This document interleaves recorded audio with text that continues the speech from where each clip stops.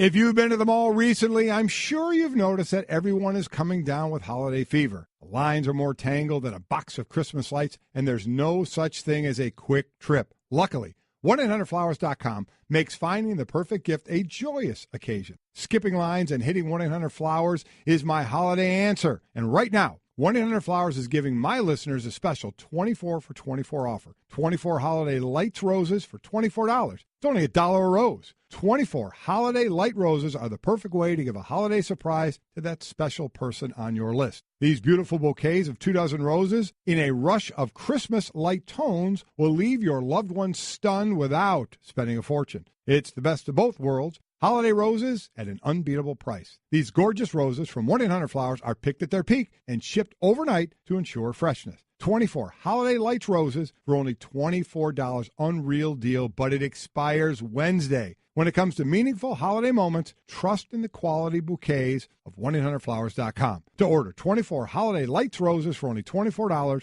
go to 1-800-Flowers.com/Wingo. That's 1-800-Flowers.com/Wingo. Hurry, though. Offer ends Wednesday, so get yours now. With the Citi Double Cash Card, you get 1% cash back when you buy and 1% as you pay. That's like the joy of getting 2 W's on the road or catching the home run ball without spilling your drink. Double boom. Double the love with the Citi Double Cash Card. Apply now at Citi.com/doublecash. Working our way through a Wednesday on Golic and Wingo. Glad you're here with us on ESPN Radio and ESPN2. We are presented by Progressive Insurance. And as always, all phone guests join us on the Shell Pennzoil Performance Line. Lots to get into. Just had Herm Edwards on. Great to see him on for one last time here on Golic and Wingo. I'll be fortunate enough to work with him the next couple of days on NFL Live as he goes on and will hopefully do great things for Arizona State. There's lots of college football news to get into. There's lots of NFL we have to get into. Really an elimination game coming up tomorrow for the Atlanta Falcons as they take on the Saints. They can't afford to lose that game on a Thursday night with that division. No doubt about it. They have the Saints 2 times in the next 3 weeks, and they're 2 games behind them. So this is money time right now for Atlanta to try and get back where they were last year. So yeah, monster game. Well, this is where we are. We're in the last quarter of the, and that's how coaches like to split it up by quarters. Last quarter, win in December. This is where it's going to start to separate you a little bit. There are the teams that are out of it that they're going to go about their business however they do to prepare themselves for next year. And then for some at the top, like a Philadelphia, Minnesota, it's positioning on who can get home field throughout. And for others, it's to make sure you're, especially in the next few weeks, make sure you're healthy when the playoffs roll around. And again, we'll get into that a little bit later with Damien Woody. He'll join us at the bottom of this hour. Jimbo Fisher at the top of next hour, the new Texas A&M head coach. Lots to get into there about the transition for him from Florida State to Texas A&M, how it went down, and Derwin James, one of probably his best player at Florida State. So versatile. I think he's played literally every position on defense this year. He's going to skip the bowl game and go into the draft. We'll talk to Jimbo about that. But there is something that happened in the NFL this past weekend that kind of got overlooked for a couple of reasons. One, the Eli Manning story obviously dominated the headlines with how that went down, not only with the display of him not starting on Sunday, but then the firing of Ben McAdoo and Jerry Reese, the general manager, and then what happened in the Monday night game with the injury to Ryan Shazier and the overall chippiness and the suspensions that came out of the game between the Steelers and the Bengals. I don't know how much you saw of the Broncos game with the Dolphins, but the Broncos went down there and were embarrassed one more time. Their 8th straight loss. They were 3-1. And then they've lost 8 straight games. They hadn't lost that many since 1967 when they lost 9 in a row. So pre-AFL-NFL merger. So these are bad times for the Denver Broncos, just a year and a half removed from being Super Bowl champions. And they're going to miss the playoffs 2 straight years after winning that Super Bowl. But in that game that the Dolphins won handily 35-9, the Dolphins coach, Adam Gase, who at one point was on the Broncos staff, called for an onside kick with 10 minutes remaining, and they were leading 33-9. So it was an onside kick against the Broncos, and they recovered it, up 33-9 with 10:21 to left. And that caused a lot of eyebrow raising for some people in Denver. For example, Chris Harris, the outstanding cornerback for the Broncos, said about Gase, he's mad at somebody in this organization. It looked like he was trying to embarrass us, but I guess that's what happens. They haven't won too many games, a big game for them. Shaq Barrett, a linebacker, put it succinctly, I was pissed. And then Emmanuel Sanders said, Gase is a savage. He loves to win. He loves to embarrass you. That doesn't surprise you. Your thoughts on Gase going for the onside kick up 33-9? Well, the headline of this is Broncos take exception to Gase's onside kick. Barrett did. He said he was ticked off. Chris Harris said, yeah, he's mad at somebody. And then from Emmanuel Sanders to Demaryius Thomas to C.J. Anderson, none of them took exception to it. If you read their quotes, they were all like, that's Adam Gase. As C.J. Anderson said, that's Goose. He sees blood in the water. He's just going to attack. They didn't take exception to it. They said, this is how he is. I don't have a problem with it. It's pro sports. Right. Don't care. You know what I'm not doing if I'm on the Broncos?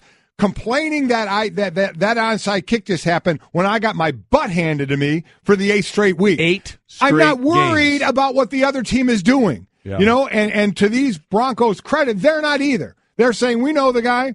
That's him. Demaryius Thomas says, that's Gase. He was my receivers coach. The way I guess he left the Broncos, he wasn't satisfied. He went onside. He kicked the onside. He got it. He was happy about it. He got the win, and we're still trying to find one. So I don't think they has much of an issue with it. They're worried. They're doing what they should do.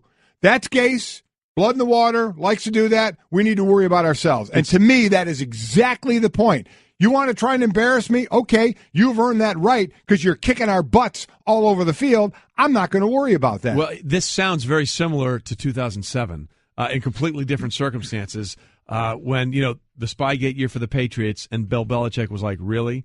Okay, both barrels. Going to lay it on you guys, yeah. There was a time, I think, in a home game against Washington, and Joe Gibbs was the head coach of the Redskins in that game, and they were up by 25, 30 points late in the fourth, and instead of kicking a field goal, they went for it, kept the drive alive, and I think scored a touchdown. And Bill was asked about it after the game, and he just said, I was giving them the opportunity to stop us, and they didn't. Yeah. And and to Joe Gibbs' credit, he said, I don't have any problem with what they did there. I don't have a problem with it. In the NFL, you're always going to cross paths, so if you do something like that, what you're probably setting yourself up for. Listen, if I'm at the age where I was still playing in the moment, would I be probably ticked off saying, what the hell are they doing? Right. Probably would, but I'm certainly not going to complain about it after the game when I just got my tuchus handed to me for the 8th straight week.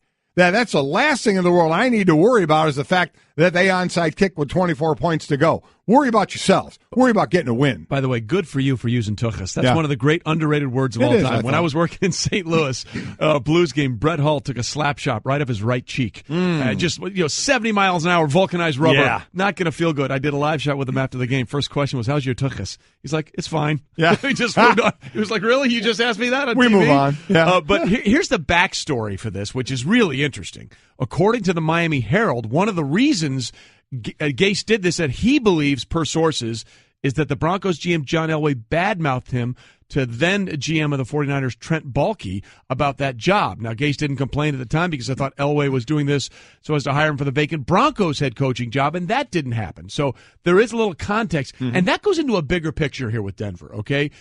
They're getting their butts handed to them. They are. And they have not found a way, and it's pretty easy why they're not winning. During this 8-game losing streak, they've scored the fewest points per game in the NFL, and they have the lowest total QBR with two small forwards playing in Brock Osweiler and Paxton Lynch. Right. And now it's back to Trevor Siemian, who had a horrible game, 13-31, 3 interceptions, including a pick six. They have mismanaged the quarterback situation dramatically since Peyton Manning left. They found a way to hang on and win that Super Bowl 50 when Peyton came back and sort of rallied them with just enough through the divisional game against Pittsburgh when they were without both Le'Veon Bell and Antonio Brown, and got by the Patriots thanks to that incredible pass rush in the AFC Championship game. But in the 2 years since, the Broncos quarterback situation has been absolutely horrid. They tried to figure out a way with Osweiler and Mark Sanchez and Trevor Siemian. They drafted Paxton Lynch. Now, look, I'm not giving up on Paxton Lynch completely, but there's nothing that he's seen to give you the idea that, yeah, he can be that guy. And there's nothing historically about a 6'7" quarterback that makes you think, yeah, they can make it work. So how much of what's going on now with Denver and this horrible quarterback situation is really on the front office and John Elway? Well, listen, it all depends on how much they're involved in the decisions. And John Elway is one of the great quarterbacks ever played this game. You find it hard to believe that he's not involved in looking at especially the quarterback position. for these teams. But that's what it comes down to.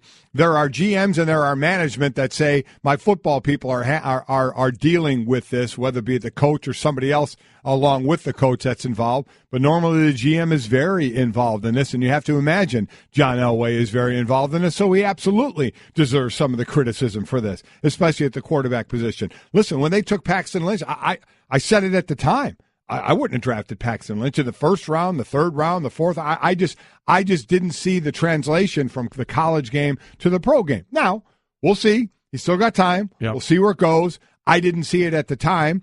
You had a seventh rounder, beating out your first rounder. Trevor Siemian. So, and then you thought, okay, is Trevor going to be that guy who gets picked later in the draft that has that great career? And it doesn't seem to be working out that way. So that's an area that obviously they have to fix. Look, it's a problem that's also manifested itself in Miami. They've been shut out twice this year with two different quarterbacks starting. Once Matt Moore against the Ravens, and once Jay Cutler, who and they don't have their starter in Tannehill. Yeah, now, whether they want to continue on with him or not, they'll have the choice at the end of the season. So that's the situation with that sort of story from the Denver side. As for the Miami side, Tony Kornheiser on PTI had a very interesting thought process on what that means for Gase. There are things that brand someone. Let's go back to Greg Schiano at Tampa Bay. When the other team was taking a knee, and Schiano he sent people crashing through the line. That's right. And he looked like a college coach and not a pro coach. What does Gase look like here? He's never gotten a head coaching job in the NFL again. Okay. I think this comes back, it can come back to bite Gase. This is... It's petty. Yes, it is. All right, that's Tony and Mike Wolman saying it's petty, and he thinks this will linger over Adam Gase going forward. Completely disagree. You know what lingers? Wins. Why is Schiano not the coach in Tampa Bay anymore? He didn't win enough. Yeah. He didn't win. It's not because he had guys diving at the knees on kill plays at the end of the game when the other team was in victory formation. If Tampa Bay was making the playoffs every year and Schiano was doing that, what would we be saying? Not a damn thing we would be saying. They may not have liked the play at the time. If Gase wins in Miami, that's the only thing that matters in pro sports. The only thing. So this onside kick, nobody would bat an eye at it if this team starts to win. Because you just brought up the guy. What did Belichick do that year? He blew everybody out. He ran up the score on everybody. But you know what? He's got hardware to back it all up. You may have had a problem with it, but nobody was saying this is going to define Belichick for his career. This is going to have him to have a tough time getting another coaching job. There had already been other things that had defined him. Because it's exactly right. Yeah. But you know what? Because he won. So that's the point. Gase and Schiano, none of this would define them if they win. Now, if they don't, certainly you remember this more and more. But what makes you forget about things like this is winning. That ultimately defines everything in pro sports. Well, what do we say? Winning is the ultimate deodorant, right? Absolutely is. When you're winning, you put up with anything, and when you're losing, everything's a problem. He's 15-13 in nearly 2 years in Miami. That eventually will get you fired, and people remembering about you onside kicking when you're up 24. If that record in 28 games was 20-8 or 22-6, we'd be having a different conversation about all this right now. Nobody would be even caring about that onside kick. Well, and look, that's the thing. He's only in year 2, okay, and they are 5-7. He did get him into the playoffs last year. Yes, he did. With injuries to Ryan Tannehill, right. It was Matt Moore and Adam Gase running that system and Jay Ajayi. But see, now we get into a bigger issue, okay?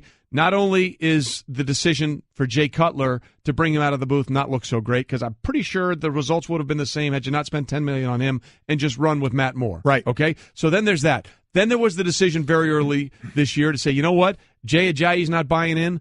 We're moving on. He's had some moments. He's had some moments in Philadelphia, but you took away an asset. Yes, you did. In Jay Ajayi. They can cut Tannehill, by the way. They only own about $4.6 million in dead money. So there's a lot of question marks now about not only the play calling, which is supposed to be Gase's, stroke of genius here, and that was his calling, and obviously he had the relationship that 1 year in Chicago. The quarterback whisperer. Right. Exactly. So now the bigger concerns are in terms of building an organization and building a foundation for success. Are those things sort of becoming? Will they be questioned a lot more if, say, they finish 5-11? Sure, they or will. 6-10. Now, how much do you go to say I didn't have my starting quarterback? That's a pass. I think you get a big pass for that. But then there is how long do you get a pass for? You have you signed a guy. Now he wasn't there to the richest defensive contract ever, and you're trying to build around that. And are they coming to the end of that? Yep. So he's going into his third year, and Listen, these used to all be 5-year deals, right? Right. And you used to get some time. You don't get time anymore. So you're coming into that third year, you got to get it done. And the first decision he's going to have to make is, what quarterback am I going to try and get it done with? Tannehill's coming back from injury. Am I sticking with him? Am I going in another direction? I have a feeling he's going to stay with Tannehill and try and get it done there. And then it's getting the weapons around Tannehill and fixing everything else. This is really, I think, close to a make-or-break year for him on which direction he's going to go. You mean 2018 or 2017? 2018. Yeah. Next year, not this year. Yeah, look, you mentioned 5 years. Was it Pat Shurmur didn't get a calendar year in Cleveland? He didn't even get 365 days. It's laughable now. You may sign a deal that long, but you don't get that long. Well, the great John McKay was once asked why he had a 5-year plan in Tampa. He says, I had a 5-year contract. That's exactly right. That's why. That's exactly right. That's why I had because that's the contract There I may had. be 5-year contracts, but there's not 5-year plans, and all that means is the coach gets to sit home and get paid for a couple of years while he's not coaching. Ben McAdoo didn't make it through an organization that hadn't made a coaching change in season in over 40 years. These are indeed different times. All right, it's Golic and Wingo here on ESPN Radio and ESPN2. We'll get to Damien Woody. He'll join us here in 15 minutes. But it's time for the Straight Talk, brought to you by Straight Talk Wireless. Best phones, best networks, no contracts. And it can't get any straighter than this. Yeah. When the International Olympic Committee, who, by the way, has had its own share of questionable ethics over the years, but the one thing that they've been pretty solid on has been the idea of doping and not putting up with it anymore. Very stringent things going along with WADA, the World Anti-Doping Association. They have basically told Russia, get out. You're out. You're no longer allowed in the Olympics. But there is a caveat here, which I think is an important one. Without question. Because they're penalizing the committee and the infrastructure of the Russian government and how they set up the Olympics, but they're not penalizing the athletes. They're not. The athletes can still go to the Olympics. They can't raise the Russian flag. They have to go as a neutral, they're not associated with Russia in this, but they can compete. And I think that's important. And listen, we've been having our fun, and we'll continue to, because they can't play. If they win a gold, the Russian flag's not going to raise, and the Russian anthem's not going to be played. It's going to be the Olympic theme song or whatever they decide. So we've been having fun for everybody. If you win a gold medal, what would your song be? But on a serious note, first off, you are right. They don't mess with doping. No. They don't mess with the steroids. They hold your samples for what? It can be 8 years, I believe. They will take the medals away. They will ban you for years from your sport. They do not play. And I think there are probably a lot of people that would love to see that in professional sports here that we cover all the time that really may stop people from doing things. But what do you see? As I've always said, you're never going to get rid of it because we see time and time again athletes still get suspended because they're going to keep trying, especially in something like the Olympics because it's once every 4 years. They load up for this thing, sometimes literally, not just figuratively. But obviously a lot don't, and they go to compete. So I'm happy the athletes, and again, they're going to be tested. So if they're dirty, they'll get nailed, most likely, unless they are using something that isn't detected. But for the most part, you're going to get nailed. But I'm happy that athletes, especially the ones that are clean athletes, get a chance to compete because the Olympics are different than the other sports, man. This is once every 4 years. I know you have your world championships and other events in those sports, but the Olympics, man, that's it. The Olympics are it. And you get one every 4 years. And a lot of times you only get one. We see some that come back for 2, 3, or 4. Michael Phelps, my God. Those are more the exceptions than the rules. Right. And that's a low percentage that do that. The higher percentage may get one chance at it. And I remember going back to the 1980 Olympics when my brother Bob got drafted. My brother Bob was a great college wrestler. And when he got drafted in 79, and a lot of people had asked him or wondered about, and he did too, would my brother Bob try and wrestle in the 1980 Olympics? And back then, though, you couldn't be you couldn't be a professional in a professional sport and the Olympics. Now that's changed because we've seen, the Herschel Walkers do the bobsledding and play football. So you see others do it. Bob wasn't allowed to do it. So if he wanted to do that, he would have had to skip the draft in 79, not become a professional football player to go in the Olympics in 80. He didn't want to wait, didn't want to do that, went in the second round of the Patriots, so he couldn't be in the Olympics. But think about the athletes that trained and trained and trained for that one moment in 1980, and Jimmy Carter said, we're not going to the Olympics. I mean, I get it all. I understand. Reasons why. But I'm going again to the athlete who just did all that blood, sweat, and tears, just did all that sacrifice, and then it's like, wait, what? I qualified and we're not going? So I look at it from the athlete side. So I'm glad the athletes are allowed to go and still represent themselves, if nothing else, and at least get to try and have their fruits of their labor come to fruition by competing in the Olympics. And that, of course, set up another set of events where the Russians didn't come to us when the Olympics were there in Los Angeles in 1984. And we've sort of had some fun with this with the walk-up music, but it is sad because if you are, let's say, for example, your medals are reinstalled later. For example, there was someone that was found doping, and you get the gold medal instead of the silver. After the That's fact. Nice and all, but you live for that podium moment. You lost that moment. That's exactly right. That moment will never come again in your life, Yeah. and that's the thing that's disheartening when this stuff comes out. By the way, there is an amazing documentary on Netflix called Icarus, which talks about the systematic state doping in dealing with the Russian committee that sort of got this whole thing going and got sort of a bigger eye on it. It's fascinating. And if you have a chance on Netflix and you have the time, it really is an in-depth and amazing thing. By the way, we've been talking about this, and we're happy the athletes are going. Our Jeremy Schaap has weighed in, and he doesn't think the penalties that the IOC put on the Russians are stringent enough.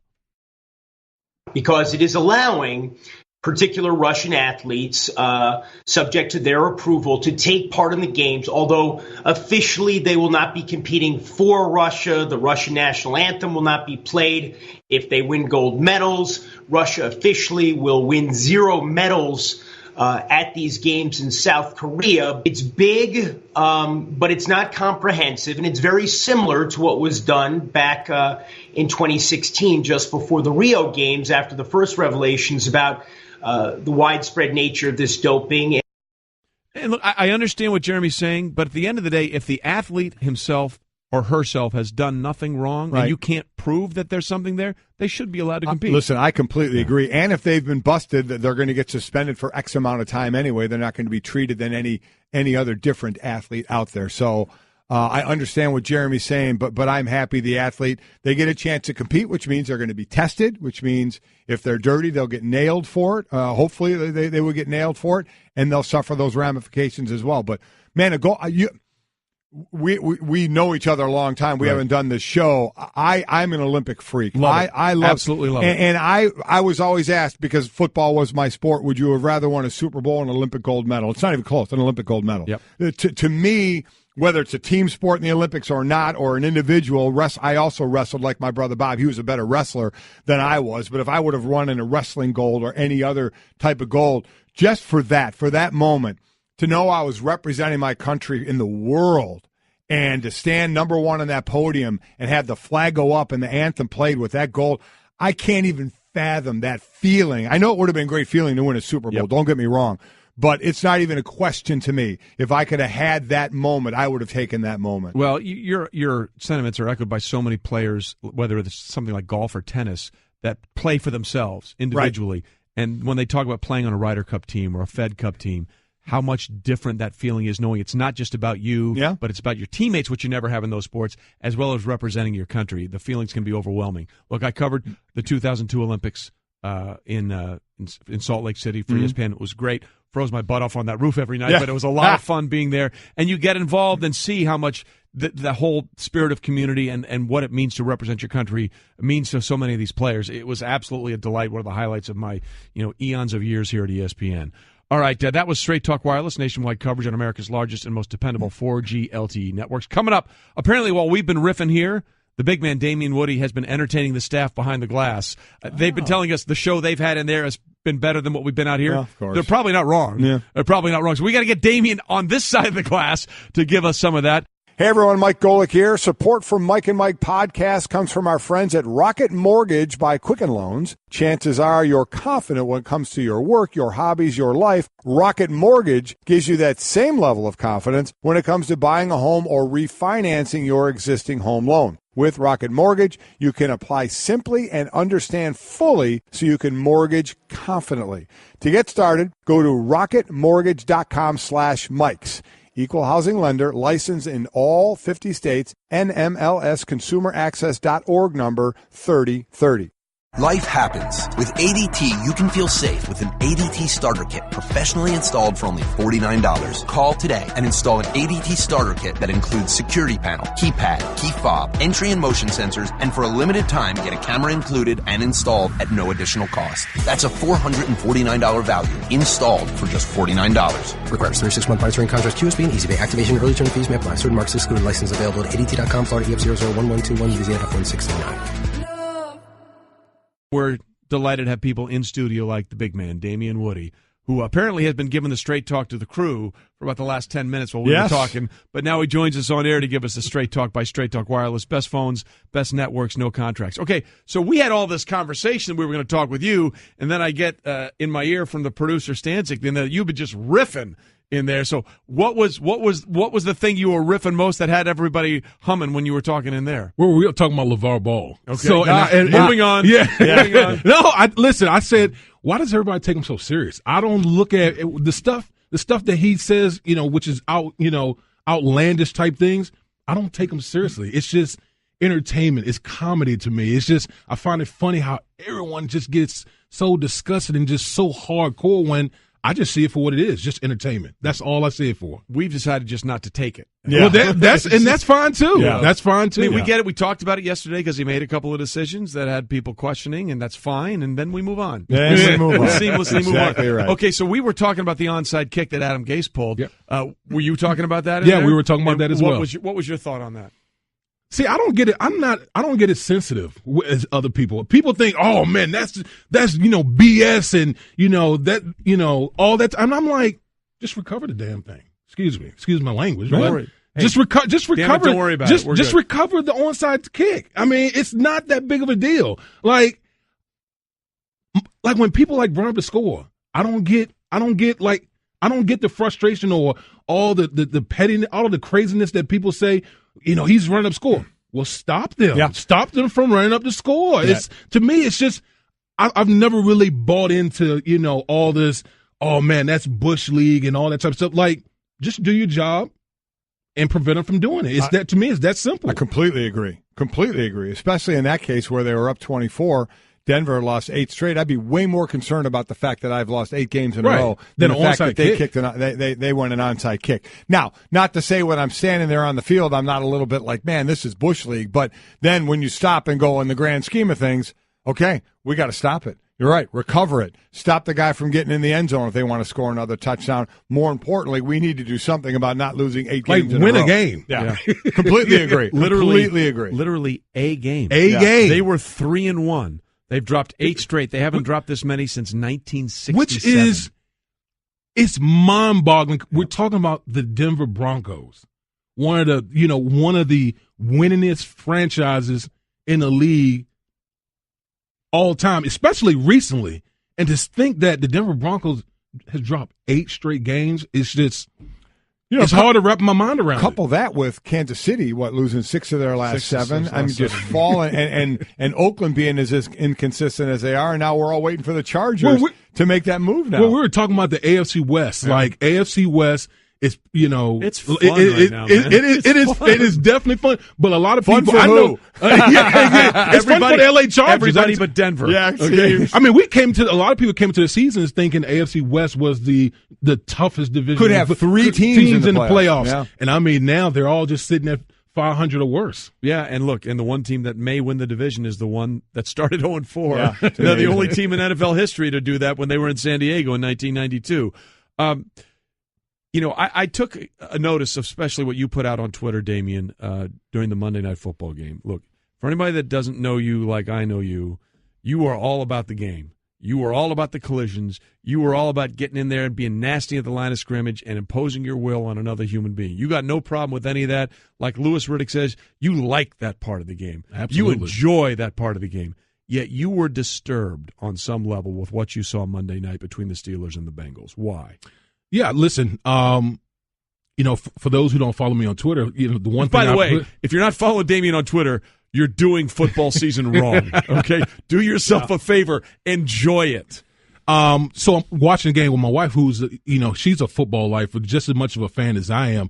And the one thing we talked about, there's a couple things. One, we talked about where, from the league standpoint, where they want to go. And that game was the antithesis of where the league wants the game to go. I mean, 10 years ago, some of the things that we saw, great. Now, to have that on display on national TV, that is not the picture that the league wants to present to the fans, to the younger generation who are coming up. The second point being that both, my wife and I, we're, parents of 3 boys.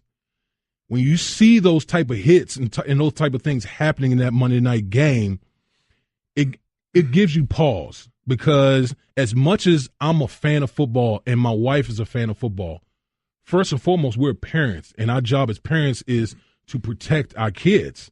And so when you see that, I know for me, when I saw that, and I'm pretty sure there are other people out there that saw the same thing and had the same thoughts as I did, it's like, boy, man, I coach my boys and I, teach them the right technique, but you're always afraid for their safety because, like I said, as a parent, you want to protect them.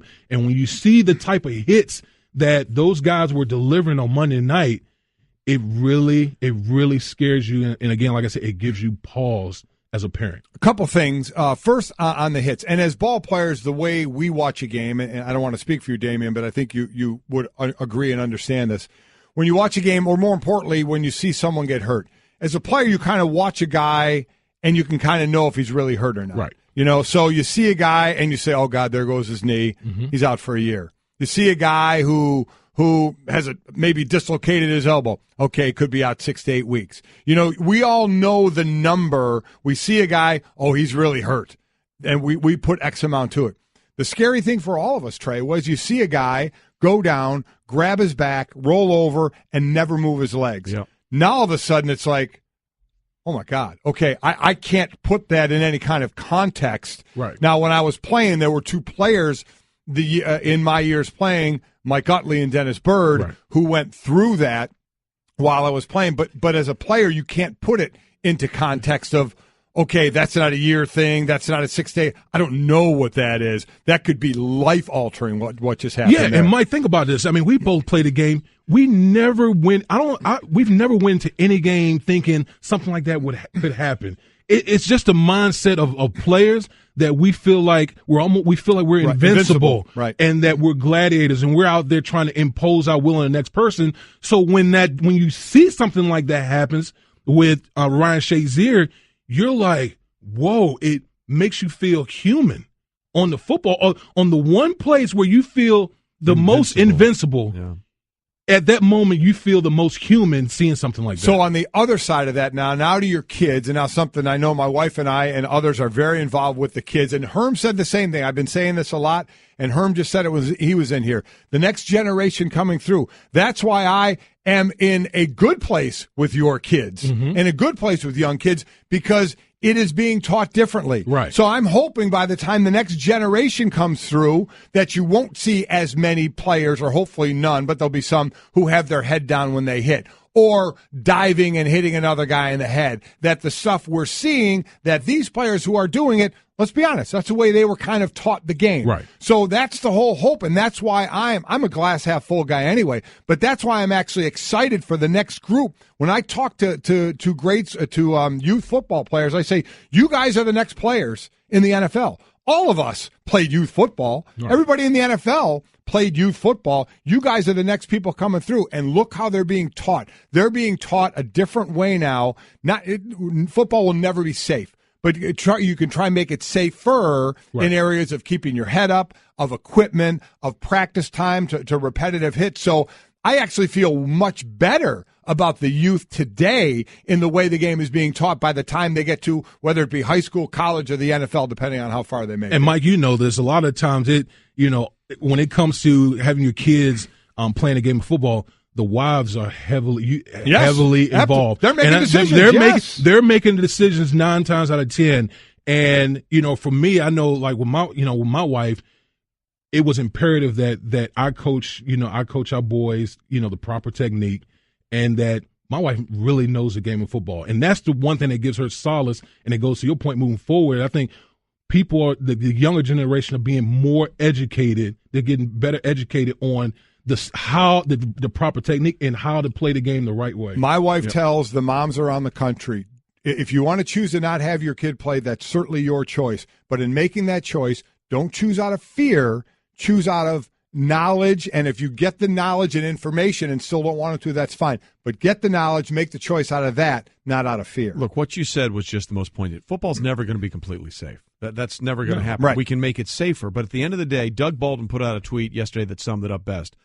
He said, football is not a contact sport. Ballroom dancing is a contact sport. Football is a collision sport. And you got to be okay with the idea that there are going to be massive collisions in this game, and there are chances that things could go horribly wrong. But those, as fans, if we're honest with ourselves, those collisions are some of the things that we like about the sport. Yeah, we absolutely do. You said it, and Louis Riddick said that part of the game I loved, and said balance real quick. And I've always said the thing I love about football is where else on earth can you go out there and physically assault another man and be perfectly fine and and everybody perfectly fine with it. That is 5 for fighting in hockey, so that's separation time, but that does it too. If you've been to the mall recently, I'm sure you've noticed everyone is coming down with holiday fever. Luckily, 1-800-Flowers.com makes finding the perfect gift a joyous occasion. Right now, 1-800-Flowers is giving our listeners a special 24 for 24 offer. 24 holiday lights roses for just $24. That's only $1 per rose. To order 24 holiday lights roses for only $24, go to 1-800-Flowers.com/Wingo. That's 1-800-Flowers.com/Wingo. Hurry, offer ends Wednesday, so order now. You know, one of the things that we talked about a lot this morning, last couple of days actually, was the hit Gronkowski put on Tre'Davious White. And we talked a lot about whether or not that suspension should have been longer and should it be the same as what Juju Smith-Schuster and George Iloka got. But one thing that we haven't talked a lot about, and I'd love to get your opinion on this, Jim Kelly said something very interesting after that game. He said he was surprised that more of Tre'Davious White's teammates didn't take more of an umbrage with what Gronkowski did. There was one guy there saying, hey, throw the flag, and the rest of them were just sort of letting Tre'Davious there lie on the sidelines, and nobody really went after Gronk. Jim Kelly said he was surprised more teammates didn't come to the defense of Tre'Davious White. What's your take on that? I'm with Jim Kelly. Yeah. I mean, you see a shot like that by an opponent, boy, I'm losing it. Mm-hmm. I'm losing it. I'm sorry. That's just the way I am. I was an emotional guy on the field. You see a dirty shot like that, there's going to be some action, boss. There's going to be some action out there. I'm surprised. I mean, again, you're not going to go up and start punching and get thrown out of the game, but you're going to let the guy know. It's just, listen, there is no shark to blood more than an offensive line when their quarterback takes a bad shot from somebody. If that quarterback is really liked by those linemen, you're going to see those linemen fly over. I saw, and a great example of that was Oklahoma. I saw Baker Mayfield take a couple shots, and those old linemen are there in a heartbeat to protect him. And old linemen are absolutely, you protect your teammate. And I was surprised. They were, as Mike said, more pantomiming the throwing of the flag than they were going to, hey, dude, what did you just do to our guy who's laying here on the ground? Well, listen, they brought Oklahoma's Mayfield's jersey up because he missed 2 snaps. Bit much, maybe. There's some serious love there. Much, yeah. The reason we brought that, Mike Evans got suspended because he was defending his quarterback, Jameis Winston, when Lattimore was sort of going on the sidelines, even though Jameis should have never done the whatever he did to poke Lattimore. 2-finger mush neck. Exactly. So I was kind of surprised by that too. But we have to ask you this. Doug Marrone said his favorite post-game meal was a fried bologna sandwich with a little spicy mustard on it. And cheese. That is great. Isn't it? Absolutely. You were good with that? That is great. There's nothing literally like a fried bologna sandwich with, man, he scored high points with me. You could tell that he was a former O-line coach because that right there, a bologna sandwich, it basically represents the offensive line. Learn that from my dad. I see my dad throw bologna in a frying pan and the smell and the bread and the cheese and boom. That's basic. It's as basic a sandwich as you can get. Which gets us to the core question here: fried bologna sandwich, peanut butter and jelly. Oh, I'm going with the fried bologna. You really? Because I'm not a peanut butter guy. Okay, I despise peanut butter. I was a camp counselor one summer, and the food was so bad I hated peanut butter. I had to survive on peanut butter because the other stuff was just atrocious. So I became the biggest peanut butter and jelly fan that one year. Now I did hear when you guys were talking about it. Yeah. You said grape and you said strawberry. See, Strawberry. I'm a big grape guy. There you go. I am. I'm losing this battle. Like, I am huge. But like, you know what? I'm jelly. cool with that. You ripped me for liking grape. I'm not ripping you for liking strawberry. People can have different likes. Yeah, whatever. Oh my God. Do you toast the bread on the peanut butter and jelly? No. Gotta toast the to bread, me that man. takes too much It's too time. much. Yeah, see, I'm all about conserving like my own calories. Like, I'm not like that's just too fast for me. I don't have time for it. I want to just slap something together. Slap it on and let's go. Let's get this to its core. You can get the peanut butter and jelly ready in the 30 seconds it takes to toast the bread, and that 30 seconds is the hang. You toast it properly. It takes you longer than 30 seconds. That's too much time. I do like it as dark as possible. Quite honestly, I don't like slightly burnt. I want it. I want that thing scarred for life when I eat this. So the peanut butter melts in there. Big man, see you on NFL Live today. We'll see you. Hey, stick around. We got another hour. Yeah, we do. Wingo. Jimbo Thank Fisher you. coming up. Jimbo coming up. I just saved hundreds of dollars by switching to Geico. I'm so happy, I feel like I can fly. Disclaimer, you will not be able to fly by switching to Geico. This is against the laws of physics and nature. If you find yourself flying, please seek professional and or medical help immediately. In the unlikely event you find yourself flying, you might be a superhero, or a pigeon, or a superhero named Pidgewoman, who was bitten by a radioactive pigeon. If you are indeed Pidgewoman, Geico retains all licensing publishing rights in the event Pidgewoman the movie becomes a top-grossing Hollywood blockbuster. Geico. 15 minutes could save you 15% or more.